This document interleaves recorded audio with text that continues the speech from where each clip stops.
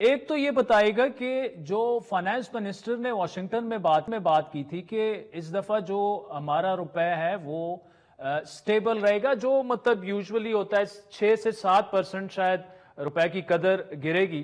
لیکن حفیظ باجی صاحب کل بتا رہے تھے، بلکہ وہ تعریف کرنے میں تو اتنے زیادہ سخی نہیں ہے، ویسے بڑے سخی آدمی ہیں، کہ جی آئی ایم ایف کی جو اپنی پروجیکشن تھی کہ اس سال جون کے اینڈ تک روپے جو ہے وہ تقریباً ورسز ڈالر وہ 304 تک چلا جائے گا، لیکن آج جو ہے وہ کافی نیچے ہے اس سے. تو کرنسی نے کافی اچھا پرفارم کیا اور ان کے لیے بھی یہ حیران کن ہے یہ بات. اب آگے آپ کو کیا نظر آ رہا ہے؟ 3 to 6 month obviously پیمنٹس کی ادائیگی جب آئے گی تو روپے تو پریشر میں ہوگا، لیکن اور مارکیٹ میں سینٹیمنٹ کیا ہے اس وقت؟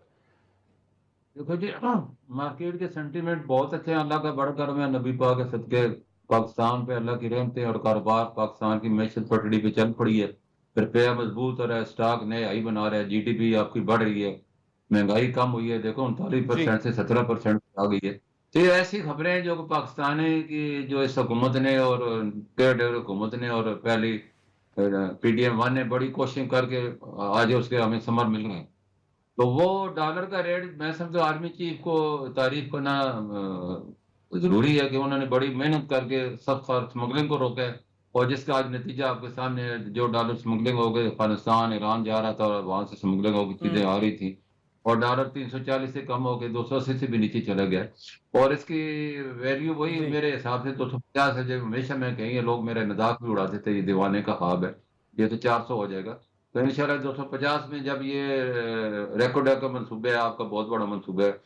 اور اسی طرح آپ کا سعودیہ کے آن وقت ابھی کل آ رہے ہیں 50 رکنی وقت آ رہا ہے، جو کہ 20 ارب ڈالر کی سرمایہ کاری کا جائزہ لے گا، پی اے اے کا اور ریکوڈک میں اور آئل آف مین میں لے گا. اسی طرح پہلے ایران کے پریزیڈنٹ صاحب آئے ہیں، یہ ساری ایسی آئی میں نہیں تو 25 ارب آپ ڈالر کا بہت. ڈالر کو 250 پہ دیکھ رہے ہیں.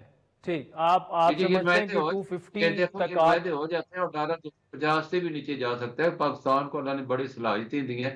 صرف دیکھو نا، ہمارے ٹھیک. سکینڈل اتنے بنتے ہیں چل بیڈ گورنر کے کہ جس وجہ سے گندم کا سکینڈل ہے، سولر کا سکینڈل ہے. ان ساری چیزوں کو قابو پانے کی ضرورت. گندم اللہ نے آپ کو بمپر پرائز دے دی ہے، تو آپ اس کو ایکسپورٹ کر لیں بھائی، اس کو سکینڈل بنانے کی کیا ضرورت